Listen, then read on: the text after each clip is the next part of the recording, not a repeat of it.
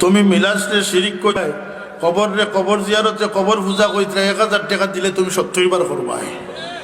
তোমার ইমান হইল কি 1000 টাকার ইমান। যাও নবীর সাহাবী বনো। আমরা যদি কেউ জামরার গোসায় দিদি ফার মারতে চাই সকলটা দিলেই দিবেন একদম নয়।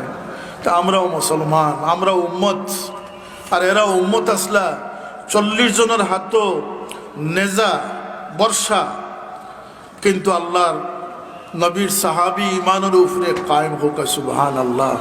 খুবাইব রাদিয়াল্লাহু আনহু আল্লাহর নবীর সাহাবী সুলিত রাখিয়া জিকে নিয়ে, খুবাইব তুমি চাওনি তোমার পরিবর্তে মুহাম্মদুর রাসূলুল্লাহ আনিয়া বানতাম আর তোমারে ছাড়াই দিতাম। নাউজুবিল্লাহ।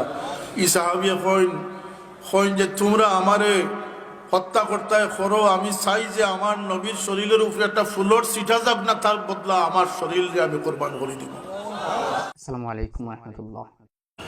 এক সাহাবী হযরত আবু তাহতা রাদিয়াল্লাহু তাআলা আনহুর ঘটনা।